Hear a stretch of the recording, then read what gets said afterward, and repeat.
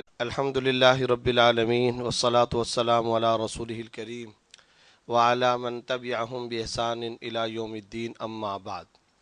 قابل صد احترام معزز حضرات علماء کرام اور برادران اسلام اور میری فتمآب مائیں بہنیں، السلام علیکم ورحمۃ اللہ وبرکاتہ۔ ہمارے بہت ہی پیارے ساتھی اور دیرینہ رفیق، دوست اور بھائی محترم جناب بھائی شفیق اجمل صاحب کو اللہ تعالیٰ بہت ہی جزائے خیر عطا فرمائے۔ میں عام طور پر ان کے درس قرآن .com کو ایک بہت بڑی عالمی اسلامی یونیورسٹی کہا کرتا ہوں۔ اللہ نے ان سے بہت بڑا کام لیا اور درس قرآن .com کے ذریعے دنیا بھر کے اندر جس طرح عام مسلمانوں، برادران اسلام اور ہماری ماؤں بہنوں، بالخصوص ہمارے نوجوانان اسلام میں جو خوشگوار روحانی دینی انقلاب برپا ہوا ہے، اس کا اندازہ عام طور پر ان لوگوں کو ہوتا ہے جو باہر ممالک جاتے ہیں اور پھر اپنے برادران اسلام سے ملاقاتیں کرتے ہیں۔ وہ اس طرح سے حوالہ دے رہے ہوتے ہیں جیسے کسی وہ باقاعدہ فتوے کی مستند ریفرنس بک کا حوالہ دے رہے ہوں۔ ہر ایسے موقع پر بڑا دل خوش ہوتا ہے اور دل سے دعائیں نکلتی ہیں۔ اللہ اس سلسلے کو ہمیشہ جاری و ساری رکھے اور اللہ تعالیٰ اس سے خاموش دینی انقلاب اور اس ہدایت کی ہواؤں کو پوری دنیا کے اندر چلائے۔ اللہ ان کے اعصاب مضبوط فرمائے اور اللہ تعالیٰ ان سے مزید دین کا کام لے۔ اللہ تعالیٰ ان کو جزائے خیر دے۔ انہوں نے ماہانہ نشست کے نام سے ایک پروگرام کا آغاز کیا ہے جس کی آج پہلی نشست ہے، اور پہلی نشست کا عنوان ہے معیشت کی بہتری کے لیے بنیادی اسباب و اقدامات۔ یہ ایک ڈیفرنٹ سا ٹاپک ہے۔ عام طور پر ساتھیوں کے ذہنوں میں، لوگوں کے ذہنوں میں یہ بات آ سکتی ہے کہ معیشت کا اسلام، دین، داڑھی، ٹوپی، مولوی صاحب، مسجد، مدرسے سے کیا تعلق ہو سکتا ہے؟ تو پہلے ہی نمبر پر اسی غلط فہمی کو دور کرنا چاہیے۔ جب ہم قرآن کریم کی یہ آیت بارہا پڑھتے ہیں اور اکثر اوقات تشہد کے اندر ہم آخر میں نماز کے اندر وہ آیت بھی پڑھا کرتے ہیں، رب اجعلنی کے بعد ربنا آتنا فی الدنیا حسنہ وفی الآخرۃ حسنہ۔ تو جب ہم دنیا کا حسنہ اللہ سے مانگ رہے اور جب ہم دنیا کی اچھائیاں اللہ تعالیٰ سے طلب کر رہے، تو اس کا مطلب کیا ہوا کہ ایک مؤمن اور ایک مسلمان جو اللہ کو مطلوب ہے وہ نہیں جو دنیا میں گرا پڑا رہے، دنیا کے اندر ذلت اور پسماندگی کے اندر رہے، اس میں دنیا کے اندر وہ انتہائی کمزوری کی حالت کے اندر اور ضعف کی حالت کے اندر رہے، اور صرف آخرت کے اندر اس کا حصہ ہو، اور دنیا کے اعتبار سے وہ ایسا محکوم، مظلوم، مقہور اور غریب، کمزور اور اس طرح کا پسماندہ رہے کہ اس کی رائے کا وزن نہ ہو، اس کا وقار نہ ہو، اس کی عزت نہ ہو، بین الاقوامی سطح پر اس کی اسٹیٹ اور مسلم ریاست کی رائے کا وزن نہ ہو، یہ اللہ کو ہرگز مطلوب نہیں ہے۔ حدیث ترمذی کے اندر بھی آپ صلی اللہ علیہ وسلم نے فرمایا، یہ جو فی الدنیا حسنہ، یہ تو قرآن کی آیت ہوئی نا۔ حدیث کے اندر خود آپ صلی اللہ علیہ وسلم فرما رہے ہیں، المؤمن القوی خیر من المؤمن الضعیف۔ جو قوی، طاقتور، جس کے اعصاب مضبوط ہوں، اللہ کو وہ مومن مطلوب ہے، وہ بہتر ہے اس کے مقابلے میں جو ایک ضعیف اور کمزور مومن ہے۔ تو آج دنیا کی زمام اقتدار سنبھالنا اور سسٹم، وار آف سسٹم جو دنیا کے اندر چل رہی، جو دنیا میں نظاموں کی جنگ چل رہی، اس میں مسلمان کا وزن ہونا چاہیے، اس میں مسلمان کی رائے پوچھی جانی چاہیے، اس میں مسلمان کے نظام کو فوقیت دینی چاہیے، اور اس میں ایک مؤمنانہ سسٹم ہر وقت غالب ہونا چاہیے۔ یہی وہ چیز ہے جس کو ایک نہیں سینکڑوں آیتوں میں اللہ نے بیان کیا۔ یہ جو وَأَعِدُّوا لَهُم مَّا اسْتَطَعْتُم مِّن قُوَّةٍ وَمِن رِّبَاطِ الْخَيْلِ تُرْهِبُونَ بِهِ عَدُوَّ اللَّهِ وَعَدُوَّكُمْ۔ اس کے اندر یہ لفظ بڑا قابل غور ہے جس پہ امام رازی رحمۃ اللہ علیہ نے تفسیر کبیر کے اندر لکھا۔ ہم عام طور پہ وَأَعِدُّوا لَهُم مَّا اسْتَطَعْتُم مِّن قُوَّةٍ اس کا مطلب کیا سمجھتے ہیں؟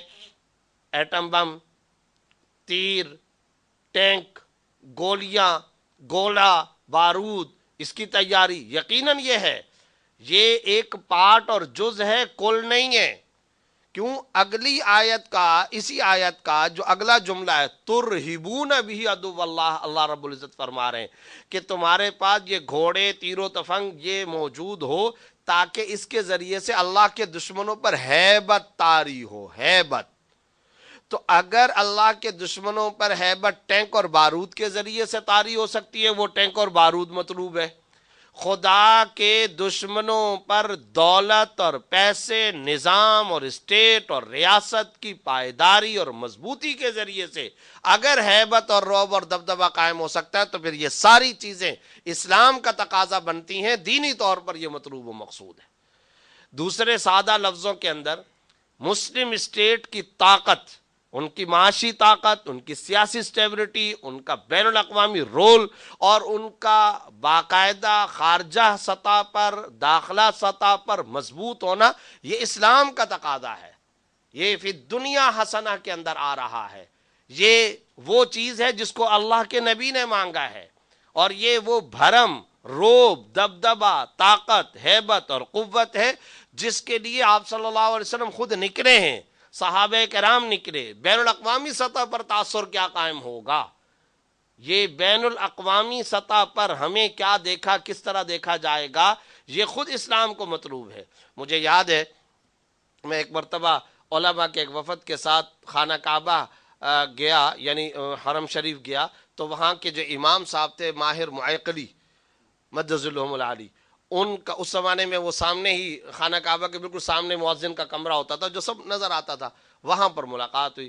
تو انہوں نے ایک جملہ کہا کہ آپ صلی اللہ علیہ وسلم سے جس وقت حضرت عمر نے فرمایا تھا کہ یا رسول اللہ آپ مجھے اجازت دے دیں کہ اس عبداللہ ابن ابی ابن سلول کو میں قتل کر دوں، رئیس المنافقین تھا، تو اس کی منافقت بہت زیادہ پھیلتی جا رہی ہے، غداری بہت زیادہ، اور بہت غلط غلط باتیں کرتا ہے، تو میں اس کو قتل کر دوں۔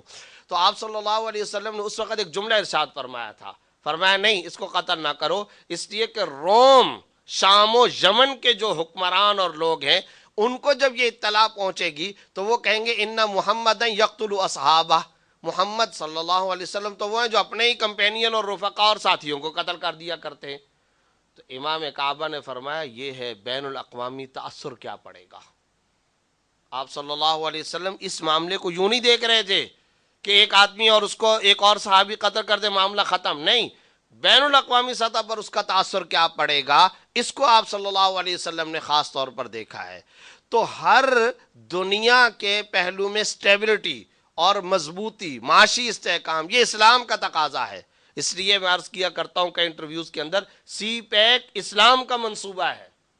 مسلمانوں کو معاش اچھا مل جائے، روڈ کے دائیں بائیں ہمارے مسلم، ہمارے برادران اسلام طاقت میں آ جائیں، ان کی دکانیں چلیں، ان کو پیسہ اچھا ملے، ان کو معیشت اچھی ملے، ان کو عزت ملے، جان کی عزت، مال کی عزت، ان کی اپنی حفاظت، 5 قسم کا امن، یہ اسلام کا تقاضا ہے۔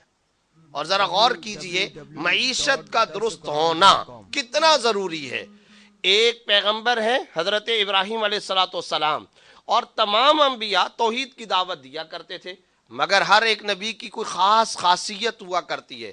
حضرت ابراہیم علیہ السلام کی باقاعدہ طور پر دعوت توحید اور توحید کے لیے مستقل بنیاد پر دعوت دینا، بت پرستی کا خاتمہ اور بتوں کو اپنے ہاتھوں سے جا کر توڑنا، یہ ابراہیم علیہ السلام کے وہ کارنامے جن کو اللہ نے قرآن میں بیان کیا ہے نا، انی ترکت ملت قوم لا یؤمنون باللہ وہم بالآخرۃ کافرون، میں تمہاری ملت کو نہیں مانتا، میں تمہارے بتوں کو توڑتا ہوں۔ اف لکم ولما تعبدون من دون اللہ، اللہ کے علاوہ جن مورتیوں کی تم پوجا کرتے ہو تمہارے لیے تف ہو، اف ہو تمہارے لیے، جاؤ بل فعلہ کبیرہم، تمہارے انہی بڑے بتوں میں سے کسی نے اس کو، باقی بتوں کو، بت پرستی کی مخالفت، قدم قدم پر بت پرستی کی مخالفت۔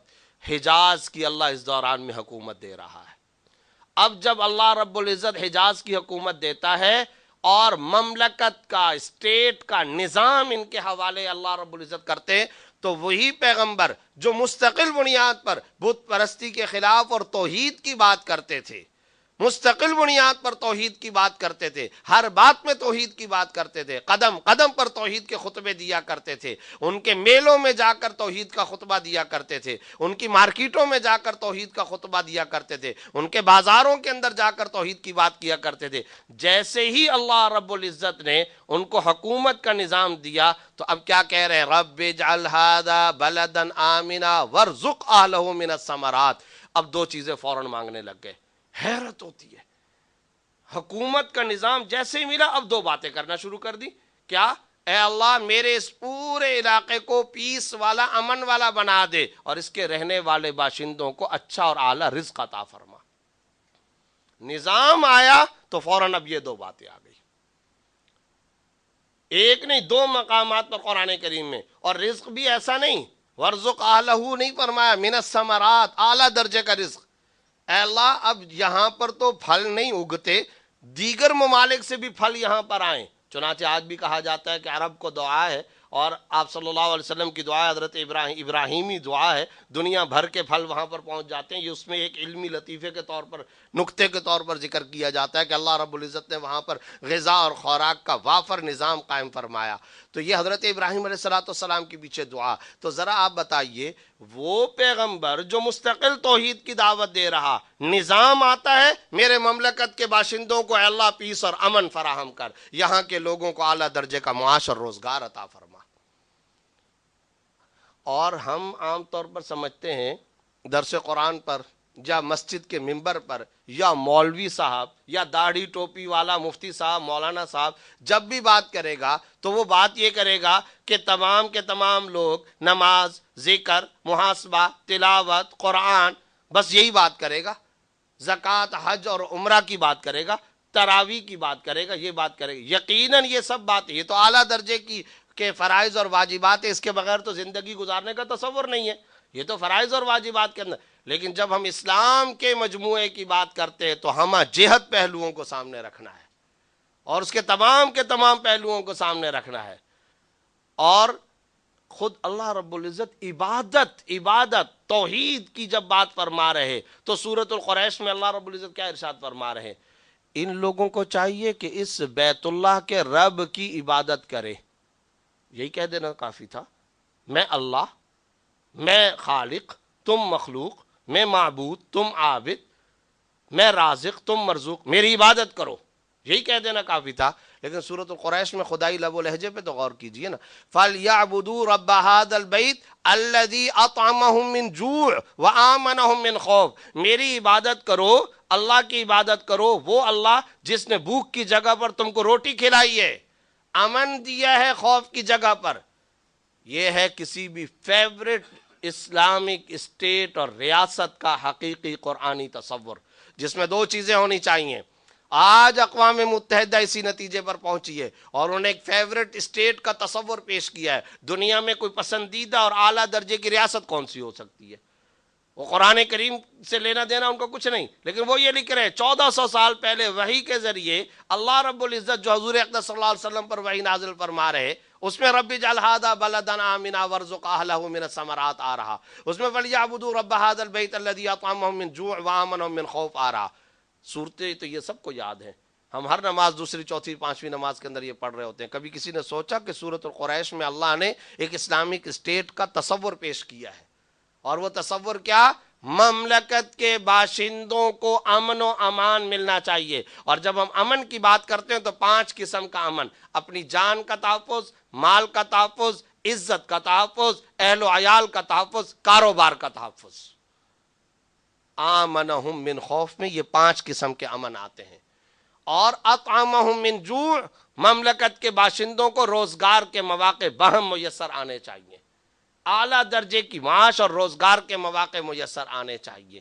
یہ اسلام کا تقاضا ہے، اس لیے معیشت کا یہ ٹاپک دین کا ٹاپک ہے، یہ اسلام کا ٹاپک ہے، اور ہمارے ائمہ اور علماء کا یہ فریضہ ہے کہ وہ اپنے محلے کے رہنے والے بے روزگار، محلے کے رہنے والی بیوگان کی فہرستیں ان کے پاس ہوں۔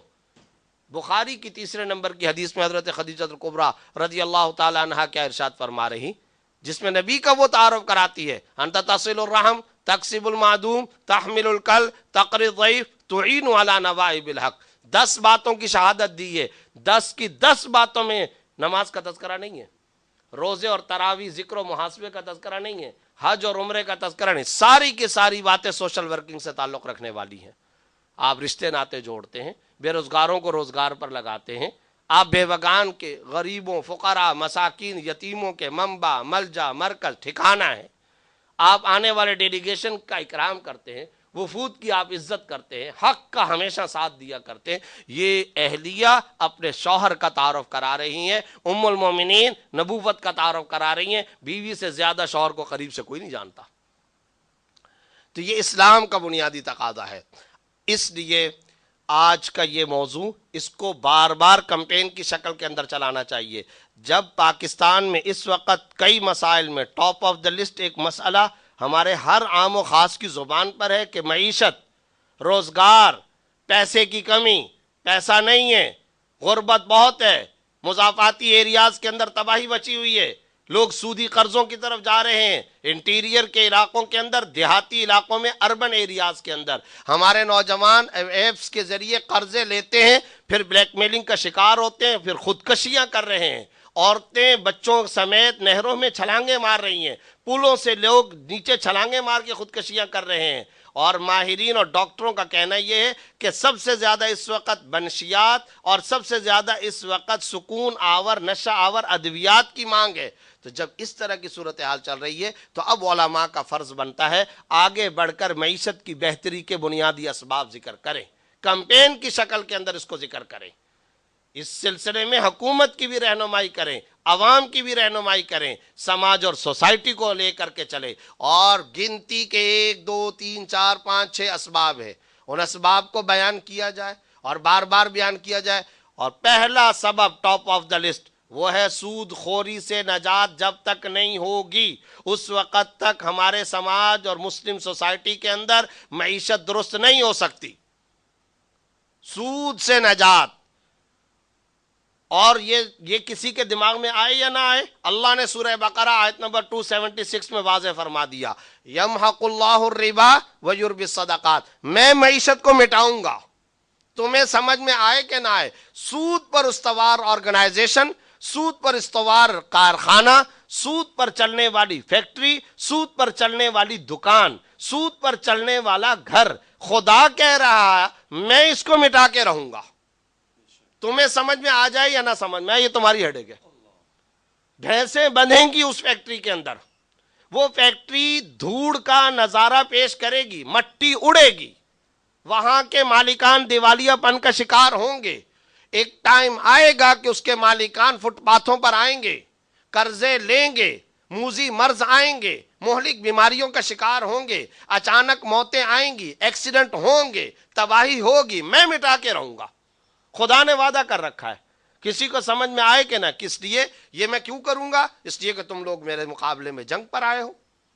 279 नंबर आयत सूरह बकरा में अल्लाह ने क्या फरमाया, फ़इन लम तफ़अलू फ़अज़नु बिहर्बिन मिनल्लाहि व रसूली, नहीं मानते हो तो फिर अल्लाह और उसके रसूल के साथ ऐलान जंग है। तुम तलवार लेकर मेरे मुकाबले में मैदान में आए हो, लिहाजा तुमने मेरे साथ ऐलान जंग कर रखा है। जब आगाज तुमने कर लिया, अब मेरी तुम्हारे साथ जंग है। जरा सोचें, अल्लाह के मुकाबले में कोई इंसान नऊज़ बिल्लाह जंग के लिए मैदान के अंदर आए, कभी वो पनप सकता है? कभी जीत उसका तसव्वुर हो सकती है? क्या कभी वो कामयाबी का तसव्वुर जहन में ला सकता है?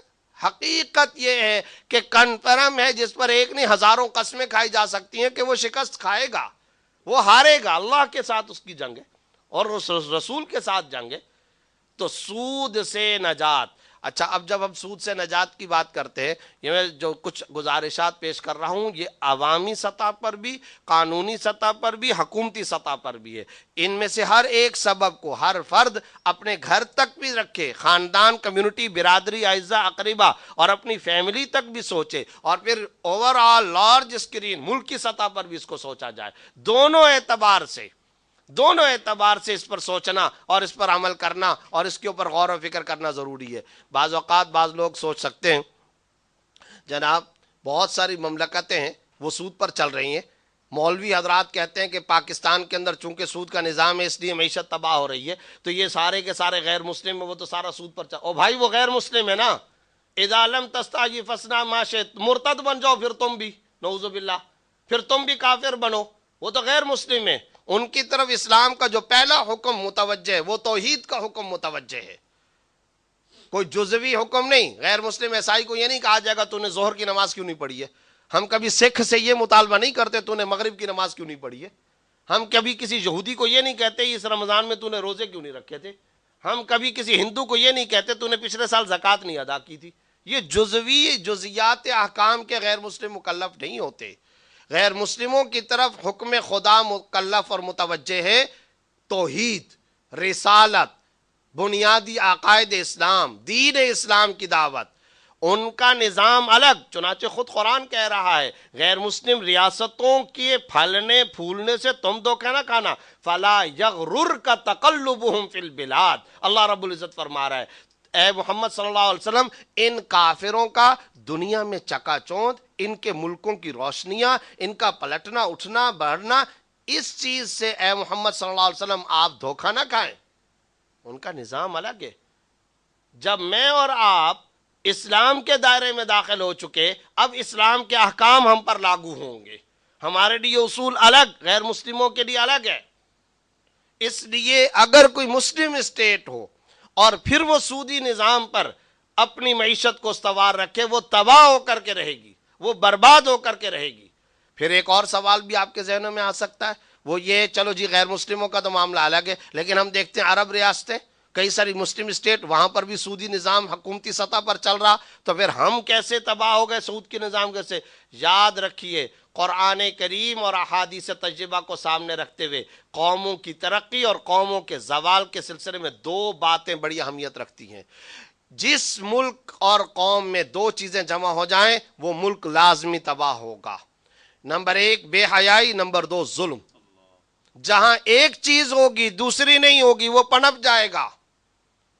یورپ کے بارے میں اور آپ کیا کہتے ہیں جناب؟ بے حیائی ہے. ٹھیک ہے، بے حیائی، ظلم نہیں ہے. مملکت کے باشندوں کے ساتھ ظلم کا معاملہ نہیں ہے. وہاں پر انصاف ہے، جسٹس سسٹم انہوں نے قائم کیا ہے، لوکل، قومی، مقامی سطح پر وہاں پر انصاف ہے. اگر کسی جگہ پر ظلم اور بے حیائی دو چیزیں عام ہو جائیں گی، یہ سارے کے سارے اثرات آئیں گے.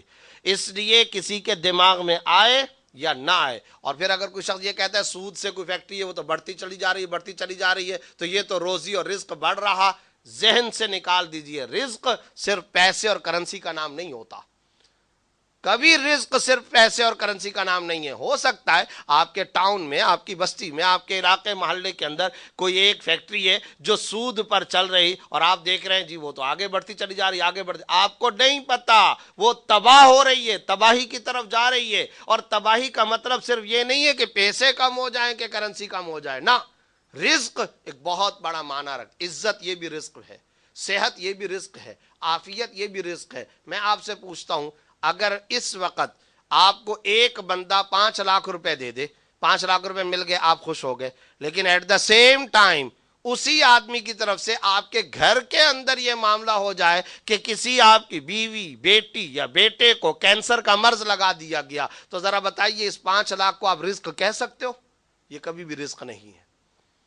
کرنسی کی بڑھوتری کو رزق کس نے کہہ دیا بھائی؟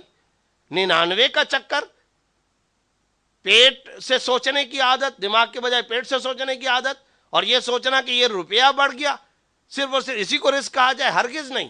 آج بے شمار ہمارے بیوروکریسی کے اندر افراد ہیں، اور کچھ کو تو میں خود ذاتی طور پر جانتا ہوں، حیرت ہوتی ہے، ایک ایک دن میں 60 لاکھ روپے رشوت لیتے ہیں، لیکن اچانک ایکسیڈنٹ کی اموات، ان کے گھروں میں کینسر کے مرض، ان کے گھروں میں بے سکونی، لڑائی جھگڑے اور راتوں کی اور دن کی تباہیاں، اور ان کے رشتے ناتوں کا کاٹ کھانا اور قتل و غارت گری، خاندان کے خاندان تباہ ہو رہے ہیں. یومیہ 60 لاکھ روپے کمایا جا رہا ہے. کیا اس کو رزق کی سلامتی کہہ سکتے ہیں؟ کیا یہ رزق ہے؟ کیا اس کو معاش کی بہتری کہہ سکتے ہیں؟ ہرگز نہیں. اس لیے کسی نہ کسی طریقے سے وہ تباہ ہوگا جو سود پر چل رہا. خدا را 75 سالوں میں قوم اور حکومت اس بات کو سمجھے. اور کتنے دکھ کی اور درد دل کی بات ہے، کتنے افسوس کی بات ہے، کتنے غم کی بات ہے. ابھی عوام کو دیکھیں کہ خواص کو آئی ایم ایف سے ہمیں قسط مل جائے، آئی ایم ایف سے قسط مل جائے، سیاستدان بھی، دینی سیاستدان بھی IMF سے قسط مل جائے، 34 قسطیں پہلے مل چکی ہیں، کیا ہوا پاکستان کا؟ کون سی بہتری آئی ہے؟ اور جو ابھی تازہ بجٹ پاس ہوا، ایک لفظ نہیں کہا گیا سود کے خلاف، پورے بجٹ میں ایک لفظ نہیں کہا ہے اسمبلی کے اندر، پارلیمنٹ کے اندر سود کے خلاف، ایک پالیسی کا ایک لفظ، ایک نقطہ نہیں پیش کیا گیا۔ ہاں، ہم سود کے خلاف معیشت کو استوار کرنے اور غیر سودی معیشت کو استوار کرنے کے لیے، سودی نظام کو ختم کرنے کے لیے سپریم کورٹ کے فیصلوں، اسلامی نظریاتی کونسل کے فیصلوں، عدالت کے فیصلوں، وفاقی شرعی عدالت کے فیصلوں پر اب یہ ہم بہتری یا پیش رفت کرنے جا رہے، ایک لفظ نہیں کہا گیا۔ کیسے خدا کی رحمت آئے گی؟ زنا سے بڑا جرم ہے، قتل سے بڑا جرم ہے، ڈاکے سے بڑا جرم ہے، سگی ماں سے زنا کرنے کے مترادف ہے سود۔ ایک درہم، کسی مولوی مفتی کا فتویٰ نہیں، میرے یہ داڑھی منڈے حضرات یا سیکولر حضرات یا لبرل حضرات، خدا را کلمہ تو سب نے پڑھا ہے، نبی کی صحیح حدیث ہے۔ میرے سے آپ کو اختلاف ہو سکتا ہے، کسی اسکول آف تھاٹ سے اختلاف ہو سکتا ہے، کوئی مسلک سے اختلاف، یہ مسلک کی بات ہی نہیں ہے، یہ کسی مذہب مسلک کی بات ہی نہیں ہے، یہ دیوبندی بریلوی کا معاملہ ہی نہیں ہے، یہ کسی فرقے کا مسئلہ ہی نہیں ہے، یہ خدا کا قرآن جس کو سب مانتے ہیں، سب کے سب مانتے ہیں، نبی کی صحیح حدیثیں، علماء بیٹھے پوچھے صحیح مسلم کی حدیث ہے یہ۔ اور ذرا یہ بتائیے، جب آپ صلی اللہ علیہ وسلم صحیح مسلم کی ایک روایت میں فرمایا لعن اللہ آکل الربا موکل الربا وکاتبیہ وشاہدیہ، ایسا بجٹ بنانے والے جو سود کے نظام کو پروموٹ کر رہے ہوں، لکھت پڑھت کرنے والے، کھانے والے، کھلانے والے، اس پہ گواہ بنانے والے، اللہ کی لعنت ہو ان پر۔ ذرا بتائیے، جب اللہ تعالیٰ کی لعنت کر دی ہے تو اس بجٹ میں خدا کی رحمت آ سکتی ہے؟ اس گھرانے پر خدا کی رحمت آ سکتی ہے؟ کیوں نہیں 75 سالوں میں ہم اجتماعی توبہ کرتے؟ کیوں نہیں ہمارا پورے کا پورا سماج اس توبہ پر آتا؟ کیوں نہیں سیاسی جماعتوں کی پریورٹی میں یہ بات آتی؟ کیوں ہم اللہ کے سامنے استغفار نہیں کرتے؟ اتنا بڑا جرم، ایک لفظ خدا کی قسم اس بجٹ کے اندر تلاش ہم کرتے رہے، ہم تلاش کرتے رہے، پارلیمنٹ کی تقریروں کے اندر ہم تلاش کرتے رہ گئے، شاید یہاں کوئی بات، شاید یہاں کوئی بات، شاید یہاں کوئی بات، لیکن سود کے بارے میں ایک بات نہیں، بلکہ ساری کی ساری بات۔ اور اللہ بچائے، ہمیں تو کہا جاتا ہے ہم تنگ نظر ہیں، یہ علماء بیٹھے ہیں، ذرا ان سے پوچھیں، جب کوئی آدمی سودی قرضہ وصول کرے اور اس کے اوپر باقاعدہ ٹی وی پر آ کر کے وہ یہ کہ اللہ کا شکر ہے کہ ہم کو یہ قرضہ مل گیا، شرعی اعتبار سے اس کا حکم کیا ہوگا؟ ہم کوئی فتویٰ نہیں لگا رہے، میرا تو ویسے ہی مزاج ہی نہیں ہے کہ کسی کے بارے میں یہ فتوے لگانا، لیکن خالص اسلامی نقطہ نظر سے ایک سوال لکھیں محترم جناب مفتی صاحب السلام علیکم رحمۃ اللہ، ایک آدمی ہے یا ایک مجموعہ ہے یا ایک کمیونٹی ہے یا ایک ملک ہے، وہ ایک سودی قرضہ کسی سے لینا کوشش کرتے کرتے کرتے سال کی کوششوں کے بعد اس کو مل گیا، وہ کہتا ہے خدا کا شکر ہے کہ مجھے یہ قرضہ مل گیا۔ اس اعتبار سے شرعی طور پر اس کا حکم کیا رہ جاتا ہے؟ کیا اس کا حکم رہ جاتا ہے؟ کہاں ہم جا رہے ہیں؟ کس دلدل کے اندر جا رہے ہیں؟ کوئی ایک آیت ہے سود کے خلاف، اور یہ جو لفظ ہے یہ تو یاد کر لینا، یمحق اللہ الربا، عجیب و غریب آیت ہے۔ اللہ تعالیٰ یہ کہہ سکتے تھے میں اس پہ عذاب دوں گا، اللہ تعالیٰ یہ کہہ سکتے تھے اس پہ گناہ ملے گا، لیکن اللہ تعالیٰ کہہ رہے ہیں مٹاؤں گا، میں اس معیشت کو مٹا دوں گا، میں سود کو مٹاؤں گا۔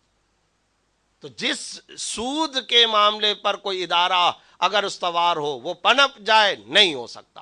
اور اس کے ساتھ ساتھ میں ایک اور بڑی اہم بات بھی کہنا چاہتا ہوں، وہ یہ ہے جب کبھی سود کے خلاف یہ بات ہوتی ہے تو ہمارے جتنے نمازی ساتھی، جتنے افراد، ناظرین و سامعین، وہ سب اس کا مطلب یہ سمجھ رہے ہوتے ہیں کہ یہ جو مولوی صاحب بات کر رہے ہیں یہ حکومت کو متوجہ کر کے کہہ رہے ہیں، یہ تو حکومتوں کا کام ہے بینکوں سے سود۔ یہ پوری پاکستان کے بینکوں کے اندر جو سیونگ اکاؤنٹ کھلے ہوئے ہیں کنونشنل بینکوں کے اندر، ذرا مجھے بتائیے یہ کیا حکومتوں کے اکاؤنٹ ہیں سارے؟ یہ میری گلی محلے کے برادران اسلام کے اکاؤنٹ نہیں ہے؟ ہر گھر اس کے اندر ملوث ہے، ہر گھر اس میں ملوث ہے۔ جو سیونگ اکاؤنٹ کھول کر کے بیٹھا ہوا ہے وہ سودی نظام کو پروموٹ نہیں کر رہا، کھا رہا سود کو، کھلا رہا سود کو۔ اس کی بیوی، اس کے بچے جو راضی، وہ خود، وہ اللہ کے خلاف اس وقت میدان میں نکلے ہوئے اور تلوار اٹھائے ہوئے، اور وہ تلوار اٹھائے ہوئے اللہ اور اس کے رسول صلی اللہ علیہ وسلم کے خلاف۔ جس کا سیونگ اکاؤنٹ ہے، میں بھائی شفیق اجمل صاحب سے یہ درخواست کرتا ہوں، اور تو اب کوئی امید نہیں رہی سودی نظام کے خاتمے کے سلسلے میں۔ اچھا، ہمارے ہاں ایک بڑی مصیبت یہ، جب کبھی بھی یہ بات کی جائے تو قانونی اسلام، ہم سب کی توجہ قانونی اسلام پر جاتی ہے. قانونی اسلام وہ تو میرے اور آپ کے شاید اختیار میں نہ ہو، وہ تو جو مقننہ ہیں، مقتدرہ ہیں، ارباب اقتدار ہیں، یہ شاید ان کے. لیکن یہ جو انٹیریئر کے علاقوں کے اندر اور یہ جو تمام مضافاتی علاقوں کے اندر مختلف ایپس اور یہ جو ٹرانزیکشن ایپس کے ذریعے سے قرضے دیے جا رہے اور اس پر نوجوان دھڑا دھڑ وہ قرضے لیتے ہیں، 13,000 روپے کی رقم چند ہفتوں میں لاکھوں میں پہنچ جاتی ہے، اور بلیک میلنگ، اور پھر اس کی ویڈیو ریکارڈ کرنا، اس کو قتل کرنا، اس کو جا کر کے بھیجنا، اس کی نوکریاں جا کر ختم کروانا، معاشرے میں اس کو برباد کرنا، یہ سب کچھ جو کچھ ہو رہا ہے سود کی یہ لعنت کے یہ شاخسانے ہیں، یہ برگ و بار ہیں، یہ برانچیں ہیں سود کی لعنت کے. کیوں ہم اس کے خلاف کمپین نہیں چلاتے؟ سیونگ اکاؤنٹ کے خلاف کمپین کیوں نہیں چلائی جاتی؟ اس لیے درس قرآن کے ذریعے مستقل طور پر صرف اور صرف اسی ایک چیز کو لے کر اس کی سیریز چلانی چاہیے، صرف اس ایک چیز کو لے کر کے سیریز چلانی چاہیے. ٹائم کم ہے تو میں معیشت کی بہتری کے بنیادی اسباب میں سے پہلا سبب جس کو ذکر کرنا چاہ رہا تھا وہ یہ کہ ہمیں سود خوری سے بچنا ہے. اور اپنی خواتین سے درخواست کرتا ہوں، پوچھو شوہروں سے، تمہاری سیلری کا اکاؤنٹ سیونگ اکاؤنٹ تو نہیں، یا ہمارے گھر کا بینک اکاؤنٹ وہ سیونگ اکاؤنٹ تو نہیں ہے، اس میں ماہانہ بنیاد پر سود لگ کر آتا ہے. اس کے خاتمے کی کمپین چلائی جائے، اس کے خاتمے کی تحریک چلائی جائے. پورے سماج اور سوسائٹی کے اندر کروڑوں کی تعداد کے اندر سیونگ اکاؤنٹ ہے اور کنونشنل بینکوں کے اندر ہے. تو ایک یہ بہت بڑا جرم ہے جو سرکاری سطح پر بھی، حکومتی اور عوامی سطح پر، ہمارے سماج اور معاشرے کی سطح پر عام ہوا پڑا ہے، اور اس کی طرف کوئی توجہ نہیں. اور عجیب و غریب بات یہ ہے ہم اپنے اوپر تو کوئی ذمہ داری سمجھتے نہیں ہیں. سود کے خلاف جب کبھی کوئی مظاہرہ ہوگا نا تو ہمارے جتنے شرکاء روڈ پر نکل کر کے اس کے خلاف مظاہرہ کر رہے ہوں گے ان کے اپنے اکاؤنٹ بینکوں کے اندر سیونگ کھلے ہوئے ہوں گے. لیکن چونکہ وہ حکومت کے خلاف نعرے لگانا ہے نا، اس میں دلچسپی زیادہ ہے. وہ تالیاں پیٹنی ہے، نعرے لگانا ہے، وہ آسان کام ہے، وہ کرنے کے لیے ہم تیار ہیں. لیکن اپنے سماج، اپنی گلی، اپنے محلے کے اندر سے سود کا خاتمہ کریں، اس کے لیے ہم تیار نہیں. یہ جو معاشرتی سود، اور یہ تو عجیب بات یہ ہے، یہ جو آج کل ٹرانزیکشن اور ایپس کے اوپر جو سود کا معاملہ چل رہا ہے، یہ تو علماء بیٹھے ان سے پوچھیں، یہ تو عہد رسالت اور عہد رسالت سے پہلے والا مہاجنی سود ہے. یہ تو وہ والا سود ہے جو ہندو بیاج جس کو کہا کرتے تھے کہ ایک بندہ باقاعدہ کسی کے پاس جاتا تھا، میرا باپ مر گیا، اس کی لاش پڑی ہوئی ہے، اس کو کفن دفن کرنے کے لیے پیسے نہیں ہیں، تو آگے وہ بنیا کہا کرتا تھا بھئی میں تم کو پیسے کیوں دوں، تجھے اپنے والد کو دفنانا ہے، اس کے لیے کفن دفن کا تجھے پیسہ لینا ہے آخری رسومات کے لیے، ٹھیک ہے یہ میں نے تیرے کو 100 درہم دے دیا، یہ دیے، لیکن بتاؤ تم اس کے اوپر مجھے کتنا بیاج دو گے. وہ بینکوں والا رضامندی والا سود نہیں، وہ بھی 100% حرام ہے، اس میں اور اس میں کوئی فرق نہیں، حرام ہونے میں کوئی فرق نہیں. لیکن یہ تو وہ ظالمانہ مہاجنی سود ہے جو عہد رسالت سے پہلے مروج تھا، آج ہماری گلی کوچوں کے اندر عام ہو گیا ہے. معیشت کی کمزوری کی وجہ سے نوجوان دھڑا دھڑ اس کے اندر ملوث ہیں. اس کے خلاف باقاعدہ کمپین چلانے کی ضرورت ہے. ہماری معیشت کی بہتری کا پہلا بنیادی سبب یہ ہے کہ ہمیں سود خوری سے بچنا ہے، اس کے بغیر ہم اپنی معیشت کو درست نہیں کر سکتے. دوسرے نمبر پر ہمارے پورے سماج اور پوری سوسائٹی کے اندر جس چیز کا انتہائی ہر بندہ جس میں ملوث ہے وہ ہے اسراف اور فضول خرچی، سرکاری سطح پر بھی، عوامی سطح پر بھی. میں آپ سے سچ کہتا ہوں پورا ملک اس میں ملوث ہے، امیر بھی ملوث ہیں، غریب بھی ملوث ہیں. اور حیرت ہوتی ہے جب کبھی ہمارے سماج میں جو شادیاں ہوتی ہیں، ہمارے اپنے خاندانوں میں، آپ کے اسی علاقے میں، اسی ناظم آباد میں، اسی لیاقت آباد میں، اسی ڈیفنس کلفٹن میں، ان شادیوں میں صرف آپ ایک کام کیجئے، اوورسیز پاکستانی جب کبھی ان شادیوں کے اندر آتا ہے تو وہ حیران رہ جاتا ہے کہ یہ وہ پاکستان ہے جس پاکستان کے بارے میں ہم امریکہ میں بیٹھے ہوئے، ہم انگلینڈ کے اندر بیٹھے ہوئے، ہم اپنے اپنے غیر مسلم ملکوں کے اندر بیٹھے ہوئے اس پاکستان کے بارے میں سنتے رہتے ہیں کہ اس کی معیشت تباہ ہے، اس کی اکانومی کمزور، نعوذ باللہ یہ ڈیفالٹ کرنے جا رہا ہے، یہ تباہ ہو گیا، سودی قرضوں پر چلنے والا ملک. وہ تصور نہیں کر سکتے ہماری ان شادیوں کا. میں ابھی حال ہی میں مسقط عمان کے اندر سے کئی دفعہ وہاں گیا، وہاں کی کروڑوں پتی عرب کروڑوں پتی، خربوں پتی. کیا نظام ہے شادیوں کا؟ مسجد ہوتی ہے، تقریباً پورے ملک کے اندر، سلطنت عمان کے اندر اور بھی کئی عرب کنٹریز کے اندر مسجد ہوتی ہے، اس کے ساتھ ایک بہت بڑا ہال ہوتا ہے، ایک تہہ خانہ ہوتا ہے، ایک اوپر کا ہال. امیر ہو یا غریب وہاں جا کر کے نکاح ہوگا مسجد کے ساتھ ہی، مسجد کے ہال کے اندر. اس نکاح کے بعد وہیں پر کھانا ہوتا ہے، ایک ڈش مندی جس کو عربی کے اندر کہتے ہیں بریانی جیسے کہ ہم سمجھ رہے ہیں، کھانا چاول وہ ہوگا. کروڑوں پتی بھی کیوں نہ ہو، نہ اس کو کوئی عیب سمجھا جاتا ہے نہ کوئی برا بلا سمجھا جاتا ہے، سب کے لیے وہی ایک ڈش ہوگی. اگر کوئی بہت زیادہ پرتکلف انتظام کرنا چاہے گا تو چاولوں میں جو پہلے سے بوٹیاں اور گوشت ہے وہ تو موجود ہے، وہ ہر ایک تھال طبق کے اندر وہ اوپر سے کچھ تھوڑے سا اور بھی آ کر گوشت ڈال دے گا. نتھنگ، اس کے علاوہ کچھ نہیں ہے، اس کے علاوہ کوئی چیز نہیں ہے، کسی قسم کی کوئی چیز نہیں ہے. کروڑوں پتی افراد کی شادیوں کا میں آپ کو بتا رہا ہوں.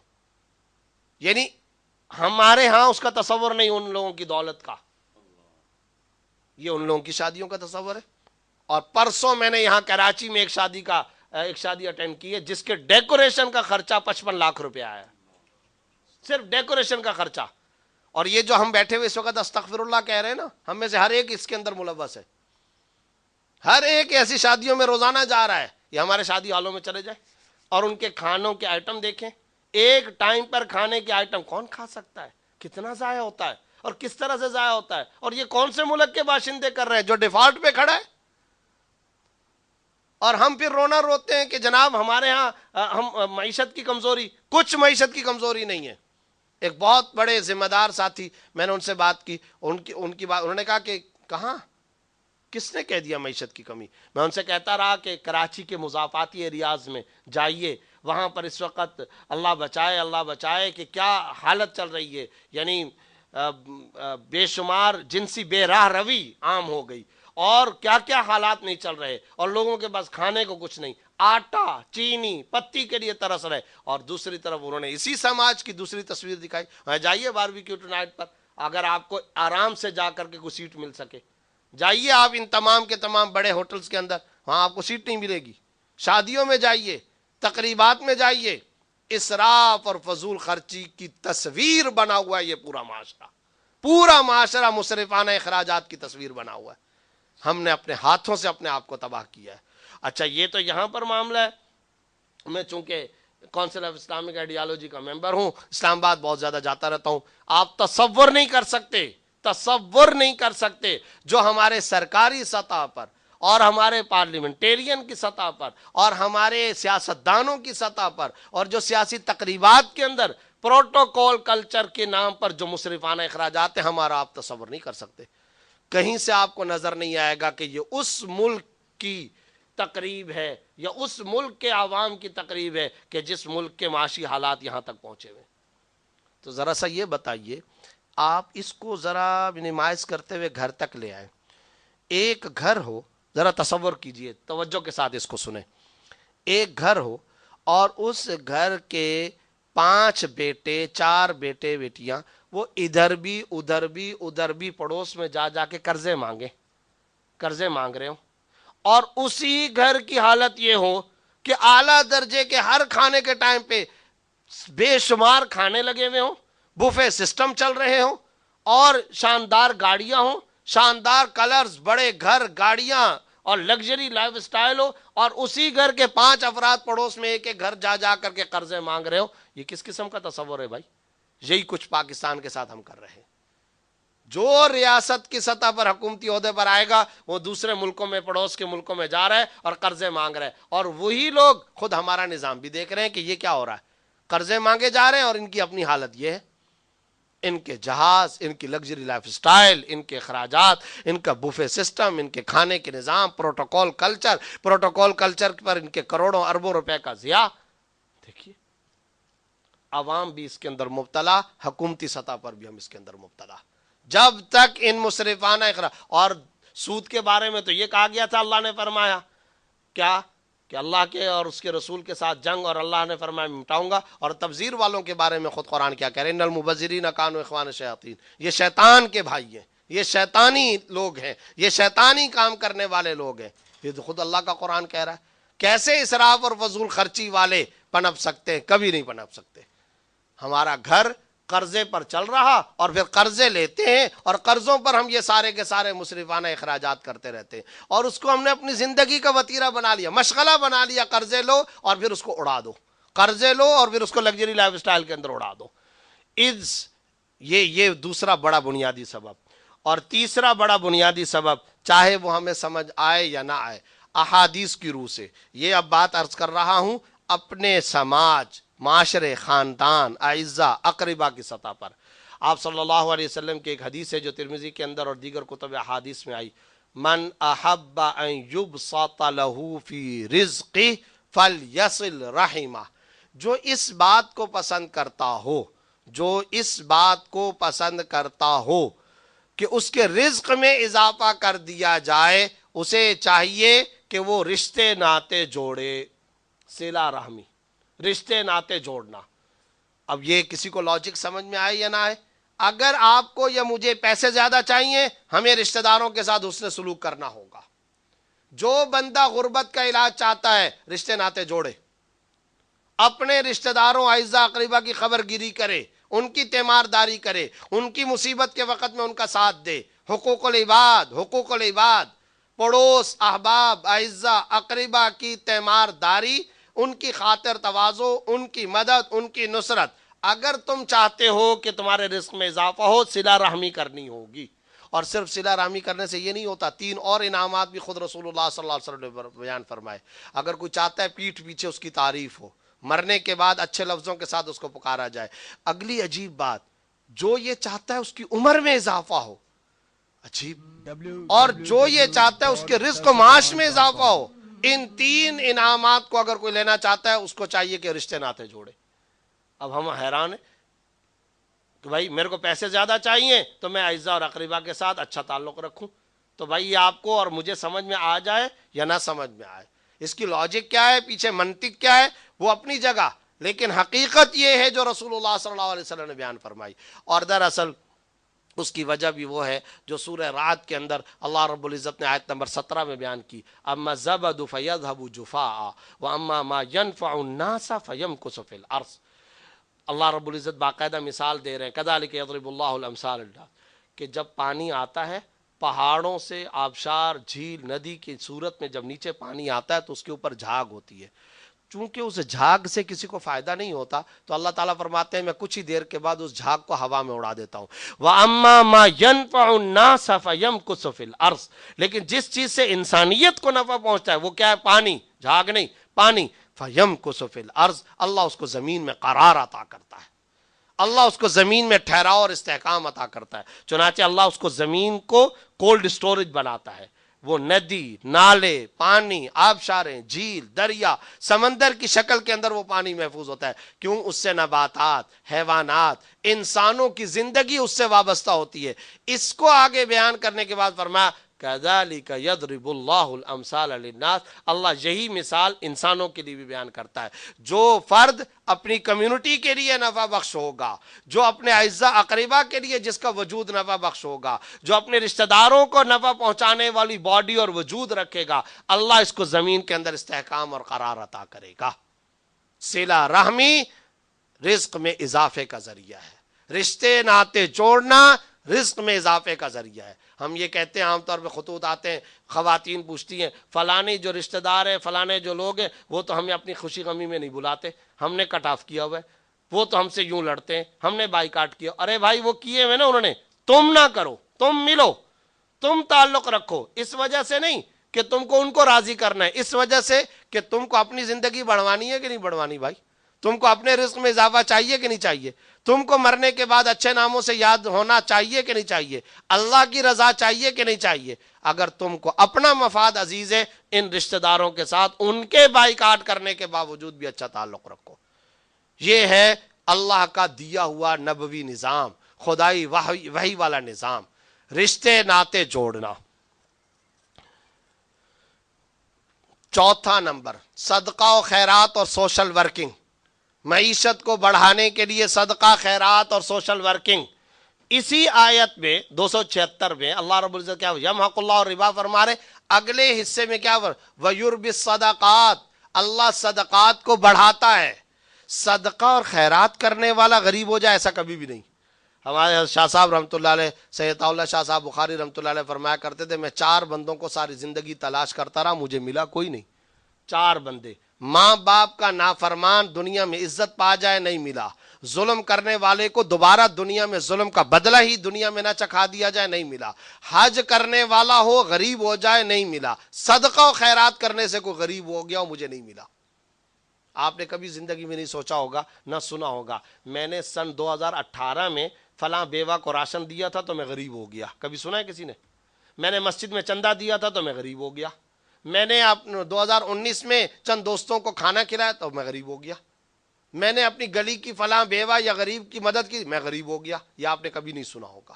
ہاں یہ ضرور سنا ہوگا، کاروبار کیا تھا نقصان ہو گیا، مکان بنایا تھا نقصان ہو گیا، بزنس کیا تھا نقصان ہو گیا، یہ سنا ہوگا. صدقہ کیا تھا میں غریب ہو گیا، یہ آپ نے کبھی کسی کی زبان سے نہیں سنا ہوگا. گھروں میں صدقے کی عادت ڈالیں. اور جب صدقے کی ہم بات کرتے ہیں، یہ کوئی ضروری نہیں ہے بڑے پیمانے پر صدقہ کیا جائے، نہ، کوئی ضروری نہیں. اپنی استطاعت کے مطابق مائیں کریں، بچوں سے کروائیں، بیٹیاں صدقہ کریں، باپ کریں، صدقے کی عادت ڈالیں. اور نہیں کچھ آ سکتا، سلمان فارسی رضی اللہ تعالیٰ عنہ کی ایک روایت میں آپ صلی اللہ علیہ وسلم نے یہاں تک فرمایا پانی کا گلاس پلا سکتے ہو وہ دے دو. آپ صلی اللہ علیہ وسلم نے فرمایا جب سالن پکاؤ اس میں شوربہ اضافہ کر لو، پڑوسی کو کھلا دو، کھانا کھلا دو. قرآن بھرا ہوا ہے صدقہ کرنے سے. اور صدقہ کرنے کی جتنی آیتیں ان میں جہاں آخرت کا اجر و ثواب بیان کیا گیا، وہاں اللہ رب العزت نے یضاعف لہ حسنہ، یضاعف اللہ دنیا میں بڑھا چڑھا کر کے دے گا. پتہ چلا معیشت کی بہتری کا ایک سبب یہ ہے سوشل ورکنگ کی جائے، رفاہی سماجی کام کیے جائیں، صدقہ و خیرات کا اہتمام کیا جائے، سادگی اپنائی جائے. یہ بہت ضروری ہے. میں ابھی انگلینڈ سے آیا تو مجھے بڑے افسوس سے کہنا پڑتا ہے کہ جب ہمارے لوگ جاتے ہیں نا باہر ممالک میں، واپس آتے ہیں تو مختلف چیزیں بیان کرتے ہیں یا ان کی کئی برائیاں بیان. ارے بھائی جو وہاں کی اچھائی ہے تو اس کو بیان کرو. انگریز کو میں نے انتہائی سادہ پایا، ان کے گھروں کو سادہ پایا. ان کے ہاں شوشہ، ریاکاری، دکھاوے کا چکر ہی نہیں ہے. اور یہ دنیا ہے، دارالاسباب ہے. جو اسباب اختیار کرے گا اللہ تعالیٰ اس اسباب کے نتیجے میں اس کو وہ مسبب، وہ مشروط عطا کریں گے. سہولتوں کا انہوں نے انتظام کیا ہے، شوشہ کا انتظام نہیں کیا ہوا. سہولت اور راحت کا انتظام بھرپور ہے. کسی وقت موقع ملا تو پھر میں اس کو ذکر کروں گا. ہمارے ہاں بہت سارے لوگ آتے ہیں اور ان کو بیان ہی نہیں کرتے. چائنا کے بارے میں کیا کہا جاتا ہے کہ بہت ترقی یافتہ ہے نا. چائنا میں سوشل میڈیا نہیں ہے، چائنا میں واٹس اپ نہیں ہے، چائنا کے اندر گوگل نہیں ہے، چائنا میں فیس بک نہیں ہے. یعنی ہانگ کانگ سے جا رہے ہو اگر آپ ٹرین پر، اور جیسے آپ چائنا کے بارڈر کراس کر کے آپ انٹر ہوں گے آپ کا موبائل بند ہو جائے گا. یعنی اس میں یہ سارا سوشل میڈیا نہیں، ان کے اپنا ایک فیس چیٹ ہے وغیرہ. ہمارے نوجوان تو تباہ و برباد ہو گئے سوشل میڈیا کے ہاتھوں. اور ہم سمجھتے ہیں یہ ترقی کی چیز ہے، تو چائنا تو ہم سے زیادہ ترقی والا ہے، ہم قرضے مانگتے پھر رہے.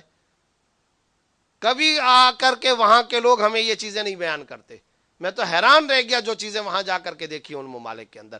اس کو کسی وقت بیان کرنے کی ضرورت ہے کہ جو اچھی چیزیں ہیں وہ ہم بیان کریں، وہاں کی صفائی ستھرائی کو بیان کریں، وہاں پر کوئی کسی کے کام انٹرفیئر نہیں کرتا وہ بیان کریں، گھر ان کے چھوٹے چھوٹے مگر صاف ستھرے وہ ہم بیان کریں. ان چیزوں کو ہم بیان نہیں کرتے. سادگی کی پوری تحریک چلانی ہوگی.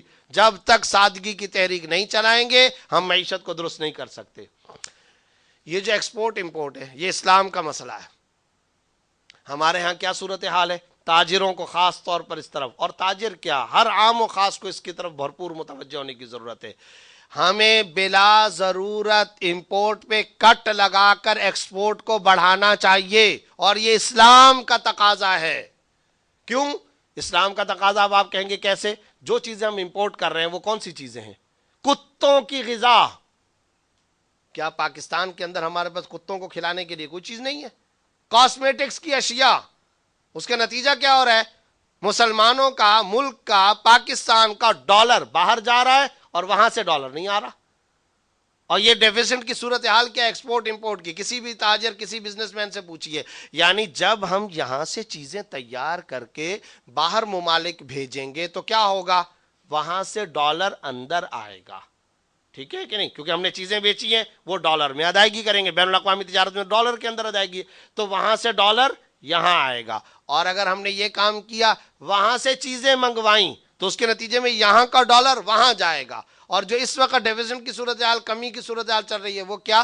جو ڈالر ملک میں آ رہا ہے، فرض کریں وہ ہے 1 لاکھ، اور جو ڈالر ماہانہ بنیاد پر ملک سے جا رہا ہے وہ ہے 5 لاکھ، جس کی وجہ سے ہم اور زیادہ تباہی کی طرف چلتے چلے جا رہے ہیں۔ تو یہ امپورٹ پر کٹ لگا کر ایکسپورٹ کو بڑھانا، یہ ہے اصل بنیادی کام۔ ہمارے جو تاجروں کو اس کی طرف آنا چاہیے۔ اور یہ صرف تاجروں کا مسئلہ نہیں، عوام الناس کا بھی یہ مسئلہ ہے۔ کیا ضرورت ہے کہ ہم ان لگژری گاڑیوں کو، یعنی آپ حیران ہوں گے، میں ابھی 2-3 ہفتے پہلے کی بات ہے، انگلینڈ سے آیا، انگلینڈ کی برطانیہ کا نام، اور ہم کیا سنتے آئے؟ برطانیہ برطانیہ، میں نے کبھی نہیں سنا کسی نے آ کر کے ہم کو یہ بات بتائی ہو۔ میں نے برطانیہ کی سڑکوں پر اس طرح کی گاڑیاں نہیں دیکھی جو پاکستان میں، ایسی لگژری گاڑیاں، یہ پراڈو، یہ لینڈ کروزریں، یہ فارچونر، یہ گاڑیاں وہاں نہیں ہیں۔ ہر عام آدمی کے پاس عام سی کار ہے، چھوٹی کار ہے، عام گاڑی ہے، عام کاروں میں گھومتے۔ اربوں ڈالر ہم نے اپنی ان گاڑیوں پر تباہ و برباد کر۔ اس طرح کی لگژری گاڑیاں بہت دیر تک روڈ پر تلاش کرنے کے بعد ایسی گاڑیاں نظر آتی تھی، وہاں پر نہیں۔ حالانکہ سب کے سب ترقی یافتہ، یہ چیزیں پاکستان میں آ کر کے کوئی نہیں بیان کرتا۔